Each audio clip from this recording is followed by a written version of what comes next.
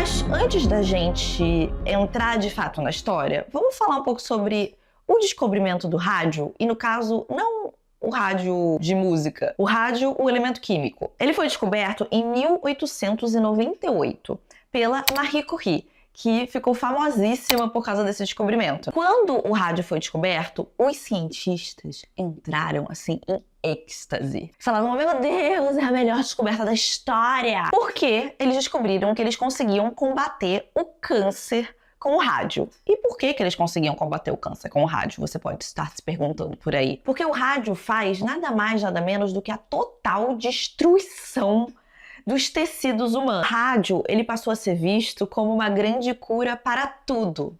Se ele faz bem para curar o câncer, ele certamente faz bem para várias outras coisas. E aí, o rádio virou uma das maiores indústrias do mundo. Houve um grande boom de uma moda de rádio. Tinha rádio em remédio, em pílula, em curativo, em produto de beleza, porque eles acreditavam que o rádio poderia te deixar mais bonito. Tinha roupa com rádio, tinha rádio com leite, tinha rádio na manteiga, tinha até pasta de dente com rádio para um sorriso mais luminoso. Isso porque o rádio tem ainda esse brilho que parece uma coisa assim meio sobrenatural, né? Que brilha no escuro, ele emite uma luz meio esverdeada, branco esverdeada.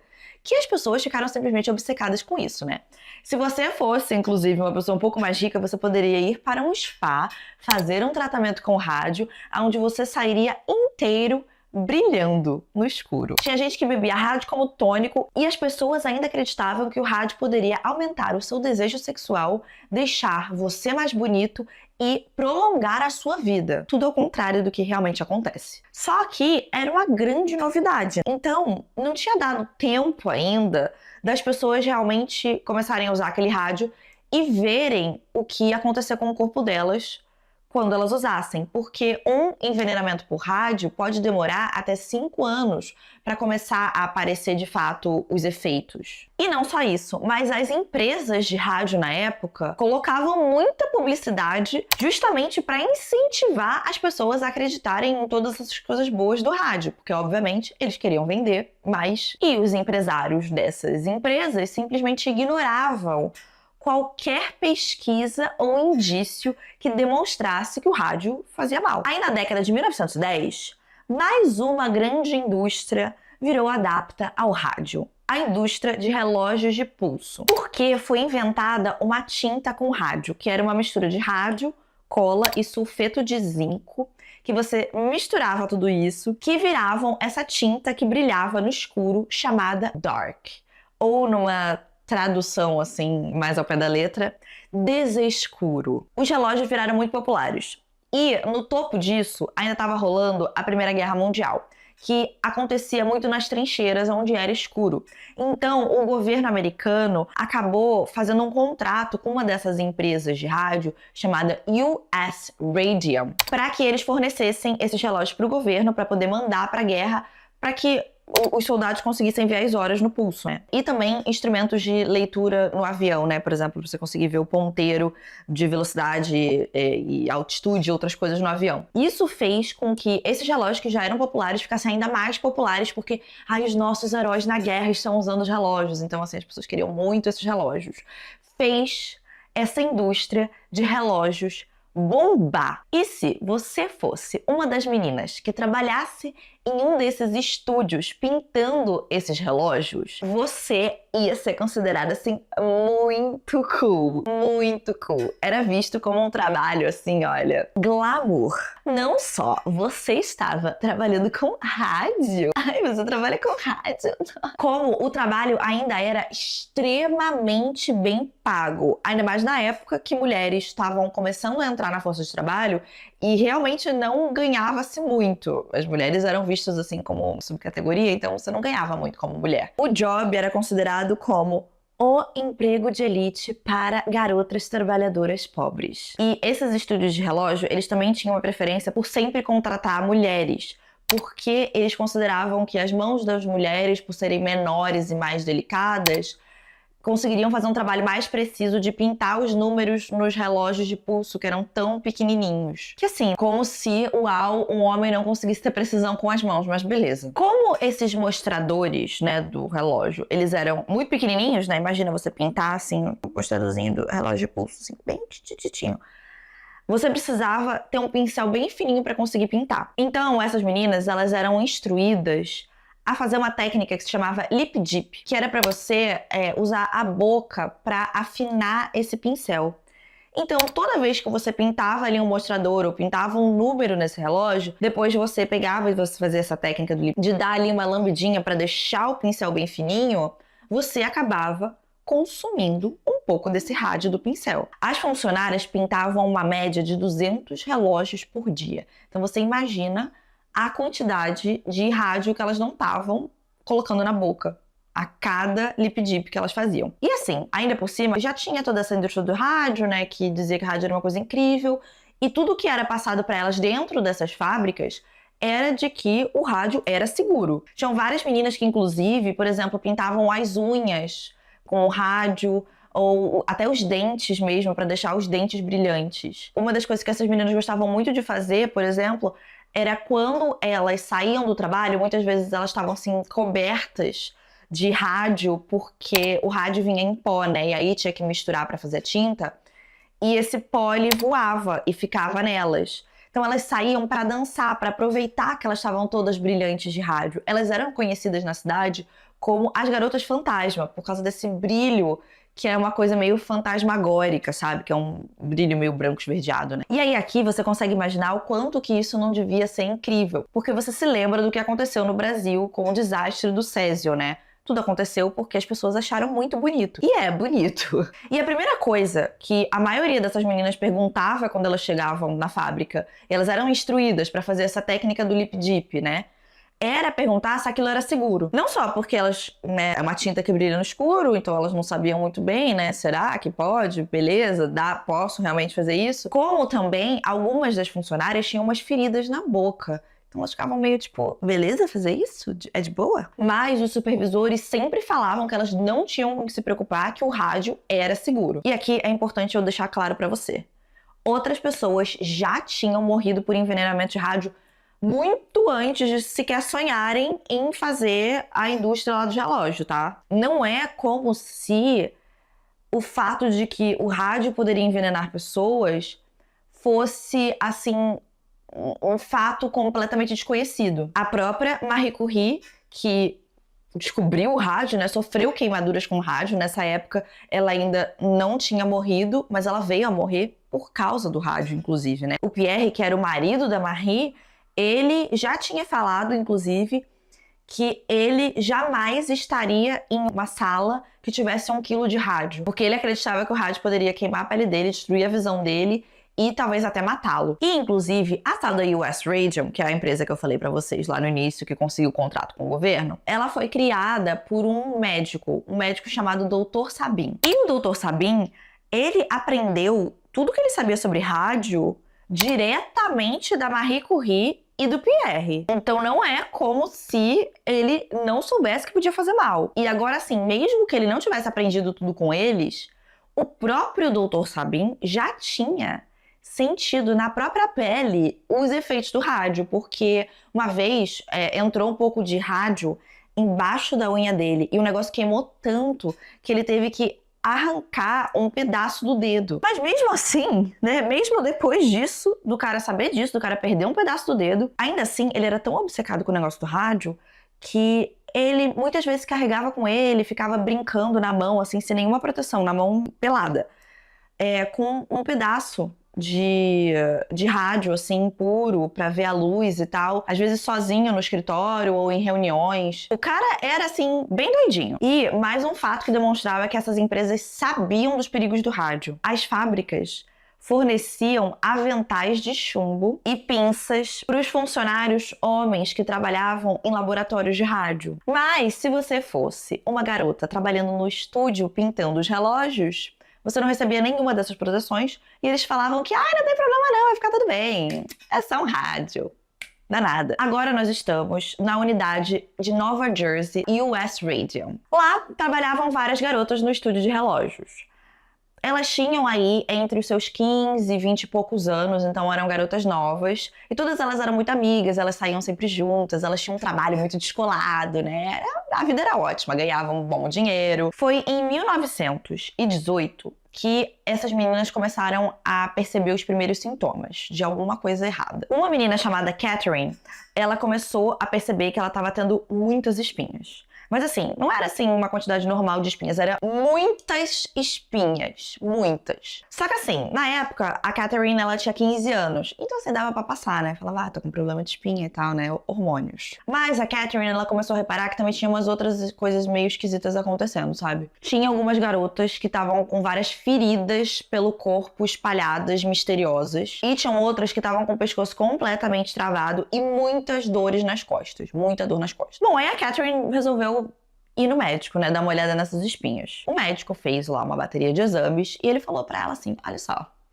eu tenho uma notícia boa e uma notícia ruim. A notícia boa é que você não tem que se preocupar com essas espinhas não, é coisa de idade, né, hormônio e tal, 15 anos, tá na idade mesmo de ter espinha. Agora vamos pra notícia ruim.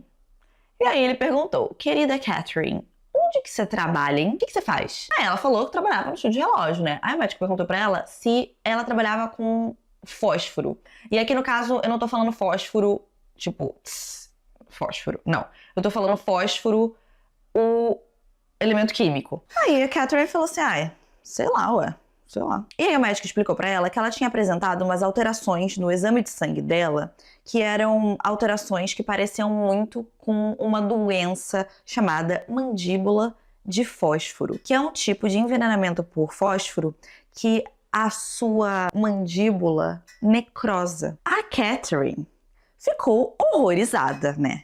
Ela chegou no dia seguinte no trabalho e falou, gente, nós estamos sendo envenenadas por fósforo, as nossas mandíbulas vão cair. Aí, as meninas todas da fábrica, né, entraram todas em pânico e foram lá falar com o supervisor. Falar, que pá, meu Deus, tem fósforo, é o rádio, o que tá acontecendo? O supervisor falou, calma, vocês estão muito descontroladas, calma, não tem nada de errado, o rádio é super de boa, não tem fósforo, tá tudo certo. Só que isso, obviamente, não foi o suficiente, elas continuaram surtando com toda a razão. E aí o supervisor falou com o supervisor, que falou com o supervisor, que falou lá com o dono da fábrica, o tal do Dr. Sabin, e eles resolveram fazer todos uma palestra para ensinar mais as meninas sobre o rádio e sobre a empresa. Nessa palestra, eles até admitiram que o rádio podia fazer mal sim, mas eles falaram que o rádio só fazia mal em grandes quantidades. O Dr. Sabin, nessa palestra, tava muda, bicha muda. Ele só abriu a boca dele para falar que os relógios tinham muito pouco rádio, que aquilo ali não era o suficiente para fazer mal para ninguém. As meninas, então, todas falaram, que bobeira, que é isso, né? A gente tá doidinha. Porque o Dr. Sabin, ele era tipo uma celebridade, assim, sabe? Tipo, na fábrica. As meninas adoravam ele era, um cara assim, muito especial e tal, não sei o quê. É uma figura, assim, de autoridade, que as pessoas acham uma pessoa muito interessante e tal. Elas não acharam que ele estaria mentindo pra elas. E elas voltaram a trabalhar como se nada tivesse acontecido. Esqueceram, passou assim pela cabeça delas, que o sangue da outra tinha mudado e que doença da mandíbula, que a mandíbula que esqueceram. E passaram a achar que elas eram todas muito doidinhas. Olha como a gente exagerou. E tudo que aparecia de estranho na fábrica a partir de então era visto como uma coincidência. As pessoas ficam doentes mesmo, às vezes acontece uma ferida que não cura. Foi em setembro de 1921 que os problemas de fato começaram a ficar realmente sérios. Molly, uma das meninas da fábrica de New Jersey, começou a ter uma dor de dente absurda. Ela foi na dentista, o dentista falou pra ela que o dente dela estava completamente apodrecido e que precisava tirar. Ele arrancou o dente, né? Ela voltou pra casa e tal. Só que uma semana depois, ela continuava com uma dor de dente bizarra, não melhorava. Ela foi então em outro médico, o Dr. Joe. O Dr. Joe disse que a ferida não estava cicatrizando e que tinham outros dentes que também pareciam estar podres. Ele então arrancou outro dente dela e pediu para acompanhar o caso dela. Ela passou então a ir em visitas frequentes no Dr. Joe. E sempre ela precisava arrancar um novo dente, tinha um novo dente apodrecendo e as feridas não curavam. Ela estava com várias feridas na boca que não curavam. Além disso, os lugares aonde os dentes eram arrancados, eles nunca saravam também, eles viravam uma úlcera. Ela também começou a ter tanta dor no corpo que ela estava até com dificuldade de andar.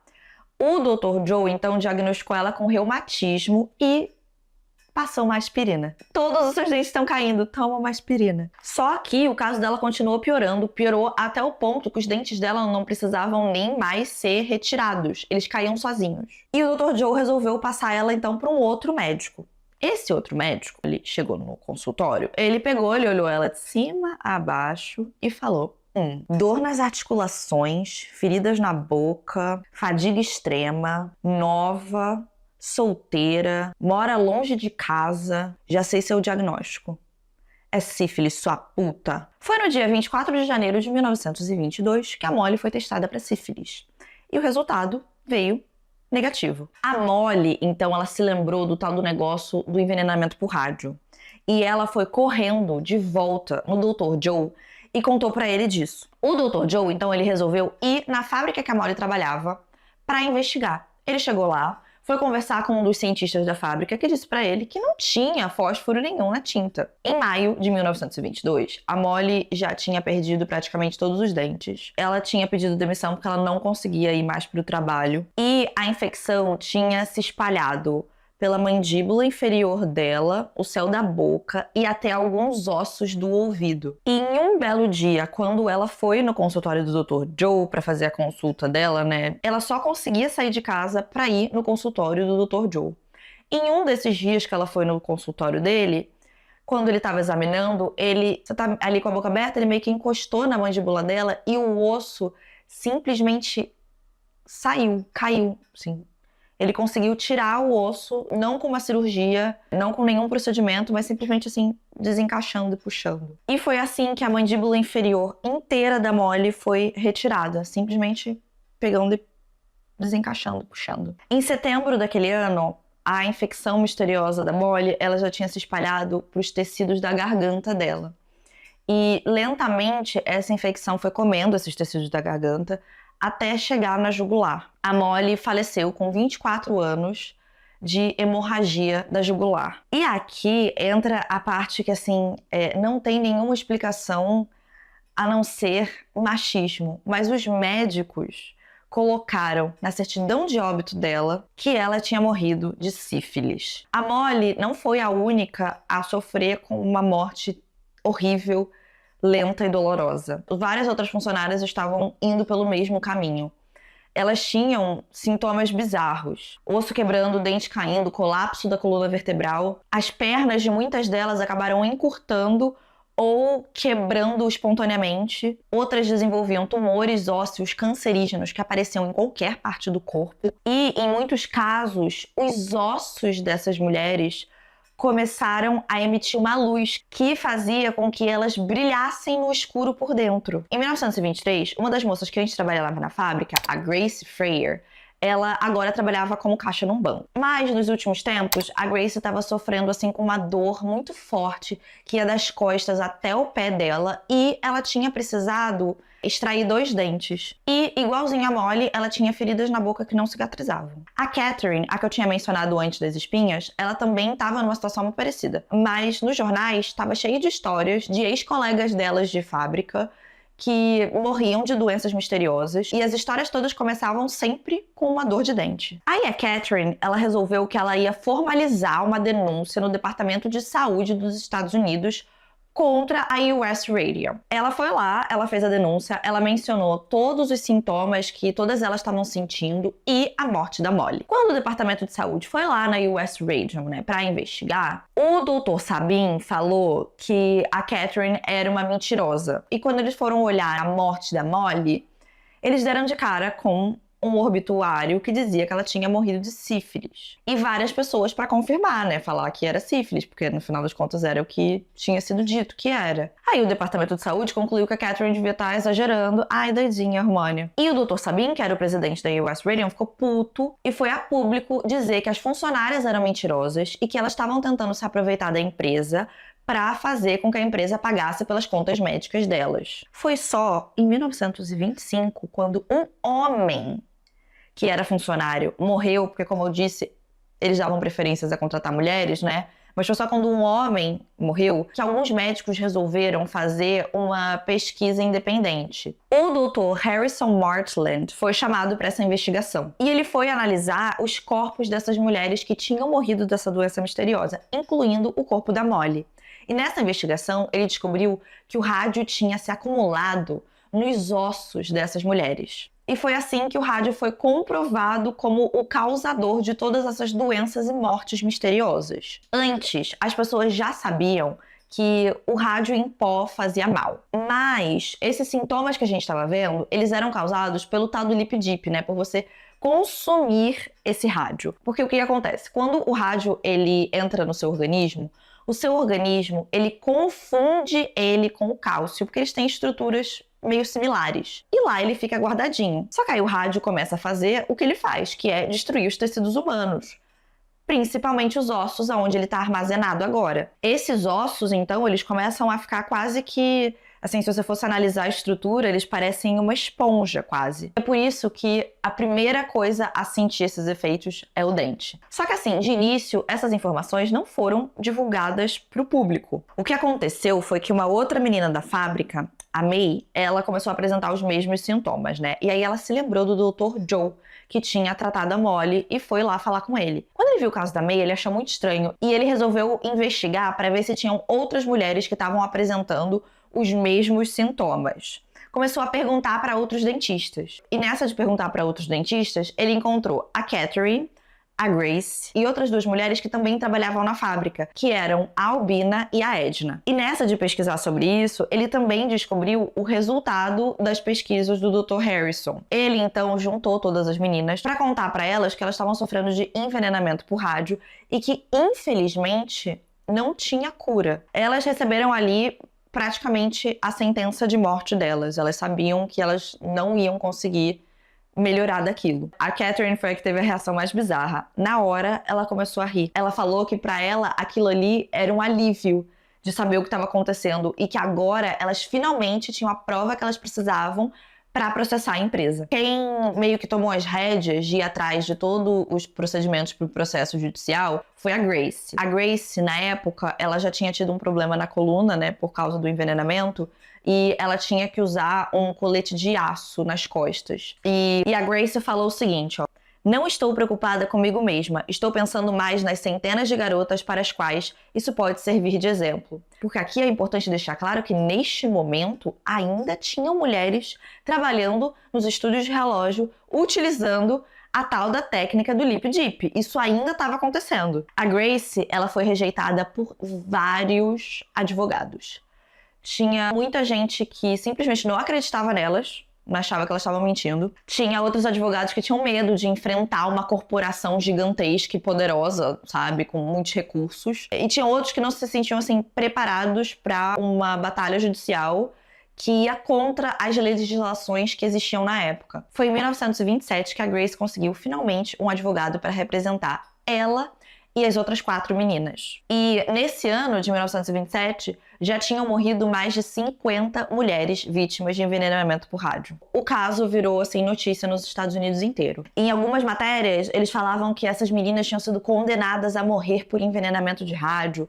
Em outras, dizia que era um caso patético. E foi nessa cobertura da mídia que as meninas ganharam o apelido que elas têm até hoje. Elas são chamadas de Radium Girls, ou garotas radioativas. Quando o caso finalmente foi para o tribunal, né, elas estavam tão debilitadas de saúde que elas sequer conseguiam levantar a mão para fazer o juramento. E elas tinham que ficar deitadas antes, né, do julgamento, nos intervalos, porque elas não conseguiam ficar em pé muito tempo, porque elas estavam realmente muito mal. E nessa primeira data de julgamento, tá, as testemunhas da US Radium simplesmente não apareceram, porque eles estavam de férias na Europa. Tá bom pra você? Então eles tiveram uma nova data, né, pro julgamento. E quando esse julgamento finalmente aconteceu, não só todas as meninas foram lá, né, e deram depoimento delas, como o próprio Dr. Harrison, que foi quem descobriu, né, que de fato o rádio estava nos ossos de todas essas meninas. E ele apresentou todas as evidências de que o rádio levava a uma morte lenta e irreversível. E também nesse julgamento ficou claro que o estúdio de relógios sabia dos riscos e que não tomou nenhuma atitude, né, nenhuma das precauções que eles deveriam para evitar essa exposição do rádio. O caso terminou em 1928 com um acordo que foi favorável para elas. Elas ganharam $10 mil cada uma, que é uma quantia que seria equivalente aí a mais ou menos uns $170 mil hoje, e uma pensão de $600 por ano, que é o equivalente aí a mais ou menos uns $11 mil. Mas nenhuma delas sobreviveu mais do que 2 anos depois do fim do julgamento. Foi por causa desse julgamento que o mundo conheceu os perigos do rádio e a técnica do lip dip foi finalmente abandonada e todas as mulheres que trabalhavam na fábrica passaram a receber de fato todos os equipamentos necessários de proteção. Esse caso não é o único desses que aconteceu, porque, como eu disse, era uma técnica que era amplamente utilizada em outras empresas também nos Estados Unidos, em vários outros lugares. A gente sabe que, no mínimo, 4 mil mulheres foram envenenadas por rádio, mas esse número pode ser maior, a gente não tem certeza. O rádio, ele tem uma meia-vida de 1.600 anos, o que significa que até hoje, se você for aonde essas mulheres foram envenenadas, com um detector de radiação, você até hoje consegue detectar a radiação do rádio nesses corpos. E vai continuar encontrando aí por mais 1000 anos. Muita gente fala sobre como esse caso em específico mudou muita coisa na legislação dos direitos trabalhistas nos Estados Unidos, né? De segurança no trabalho, entre outras coisas. Foi um divisor de águas nesse sentido. Mas, mais do que isso, eu acho que esse é um caso que demonstra como empresas vão colocar sempre o lucro acima da vida dos próprios funcionários. E eu acho que isso é o que é mais importante da gente aprender com esse caso. Todas as mudanças que já aconteceram em algum momento sobre direitos de trabalho vieram ou de grandes tragédias ou de muita luta por esses direitos conquistados. Por muito tempo as pessoas não tinham direito sequer a férias. E hoje a gente vê outras batalhas, como por exemplo o fim da jornada de 6x1. E em todos esses momentos, sempre teve gente defendendo essas fábricas, mas o que a gente deveria estar sempre defendendo é a vida das pessoas. Ninguém é obrigado a dar a própria vida por empresa nenhuma, por lucro nenhum. E a gente não precisa pensar nisso de só dar a própria vida no sentido de quando você morre por causa de uma coisa dessas, como aconteceu com as Radio Girls, mas até do seu próprio tempo e da sua saúde mental também. Se você gostou do vídeo, não se esquece de curtir e compartilhar com alguém que você acha que pode se interessar por essa história. Não se esquece de se inscrever no canal também, se você não for inscrito ainda, e eu vejo vocês no próximo vídeo. Tchau!